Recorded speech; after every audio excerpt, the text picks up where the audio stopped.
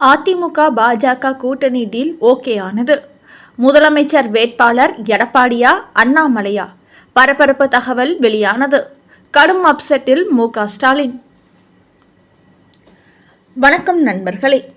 தமிழக அரசியலில் எது நடந்துவிடக்கூடாது என்று முதலமைச்சர் மு.க.ஸ்டாலின் நினைத்தாரோ அதுவே நேற்றைய தினம் நடந்துவிட்டது. எதிர்க்கட்சி தலைவரான எடப்பாடி பழனிசாமி நேற்று சட்டசபைக்கு செல்லாமல் டெல்லிக்கு புறப்பட்டு சென்றார். அங்கு பாஜகவின் முக்கிய தலைவர்களை சந்திப்பார் என்று கூறப்பட்டது. அதேபோல் டெல்லியில் அவர் நேற்று மத்திய உள்துறை அமைச்சர் அமித்ஷாவை சந்தித்து 2 மணி நேரம் பேசியிருக்கிறார். அப்போது எடப்பாடி பழனிசாமியுடன் சி.வி. சண்முகம், தம்பிதுரை, எஸ்.பி. வேலுமணி, முனுசாமி உள்ளிட்ட பலரும் சென்றார்கள். 2 மணி நேரம் நடைபெற்ற இந்த சந்திப்பில் அமித்ஷாவும் எடப்பாடி பழனிசாமியும் 15 நிமிடம் தனியாக பேசியுள்ளார்கள்.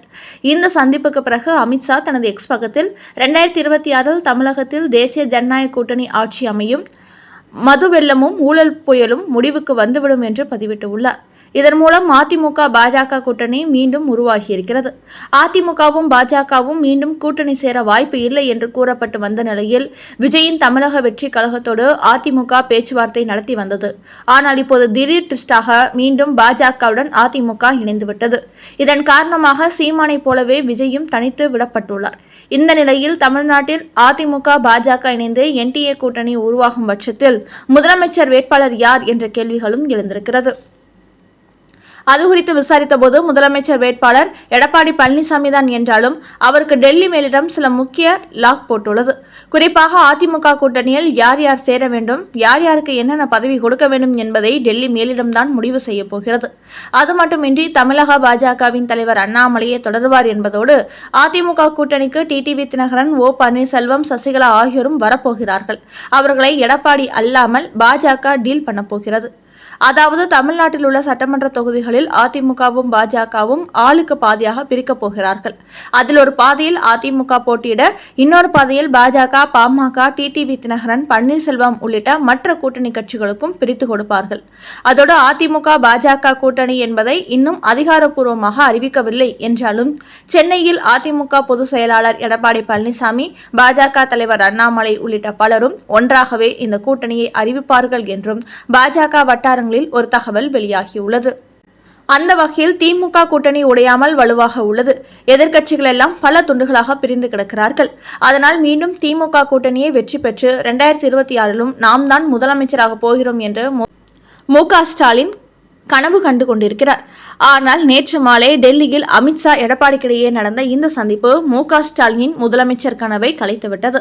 அதோடு இந்த கூட்டணிக்கு இன்னும் பல கட்சிகளும் வரப்போகிறார்கள். அது குறித்த பேச்சுவார்த்தைகளும் அடுத்தடுத்து நடைபெற உள்ளது.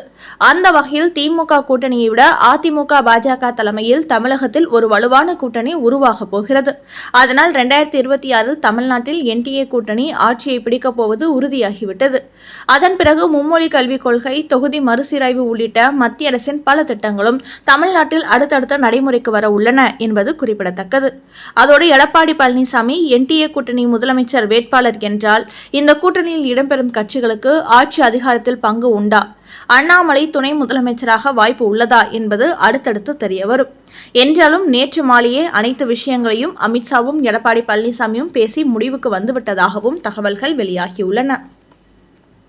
மேலும் 2026 மக்களவைத் தேர்தலின் போது அதிமுக பாஜக கூட்டணி சேர வேண்டும் என்று 2 கட்சி தலைவர்களை சந்தித்து பேச்சுவார்த்தை நடத்தினார் ஜி.கே. வாசன். அப்போது ஒர்க் ஆகவில்லை.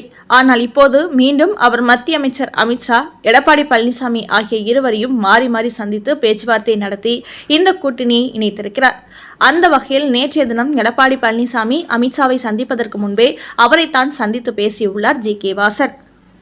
அப்படி அமித்ஷாவை சந்தித்த தகவலையும் அவர் இணைய பக்கத்தில் வெளியிட்டுள்ளார். இப்படி திமுகவுக்கு எதிராக வலுவான கூட்டணி உருவாக்கிவிட்ட நிலையில் நேற்று காலை சட்டசபையில் எடப்பாடி பழனிசாமி டெல்லிக்கு யாரை சந்திக்கப் போகிறார் என்பது எனக்கு தெரியும் என்பது போல் பேசியிருந்த முதலமைச்சர் மு.க.ஸ்டாலின் திமுக கூட்டணியிலிருந்து வெளியேற தயாராக தமிழக வாழ்வுரிமை கட்சி தலைவரான வேல்முருகனை அழைத்து பேச்சுவார்த்தை நடத்தியிருக்கிறார். அதோடு சட்டசபையில் சபாநாயகர் இருக்கைக்கு முன்பு சென்று அவர் பேசிய விவகாரத்தையும் சேகர் பாபுவை ஒருமையில் பேசியதையும் கருத்தில் கொண்டு வேல்முருகன் அதிக பிரசங்கத்தனமாக பேசுகிறார். அவரை அவையிலிருந்து வெளியேற்றுங்கள் என்று கூறினார் மு.க.ஸ்டாலின். ஆனால் சபாநாயகர் இதுவே கடைசியாக இருக்கட்டும் என்று சொல்லி அவரை வெளியேற்றுவதை தவிர்த்தார். இப்படி வேல்முருகன் மீது தனது கோபத்தை அவர் காட்டியதால் திமுக கூட்டணியிலிருந்து வெளியேறி அதிமுக கூட்டணிக்கு வர தயாரானார். ஆனால் நேற்று எடப்பாடி பழனிசாமி டெல்லிக்கு செல்கிறார் என்ற தகவல் தனக்கு கிடைத்ததும் பல்டி அடித்து விட்டார் மு.க.ஸ்டாலின். நேற்று மாலையே வேல்முருகனை அழைத்து பேசி உங்கள் மீது கோபப்பட எனக்கு உரிமை இல்லையா என்று அவரிடத்தில் சென்டிமெண்டாக பேசி கவிழ்த்து விட்டார். ஆக கூட்டணியை உடையாமல் பாதுகாத்துக் கொள்ள வேண்டும். இல்லை என்றால் சட்டமன்ற தேர்தலில் திமுக படுதோல்வியை சந்திக்கும் என்பதை புரிந்து கொண்டு தற்போது அனைத்து கூட்டணி கட்சிகளிடத்திலும் கோபத்தை காட்டாமல் விட்டு கொடுத்து நடக்க தொடங்கியிருக்கிறார் ஸ்டாலின். அந்த அளவுக்கு எதிர்கூட்டணி வலுவாகி விட்டதால் இப்போதே மு.க.ஸ்டாலினுக்கு தோல்வி பயம் வந்துவிட்டதையே இது வெளிப்படுத்துகிறது.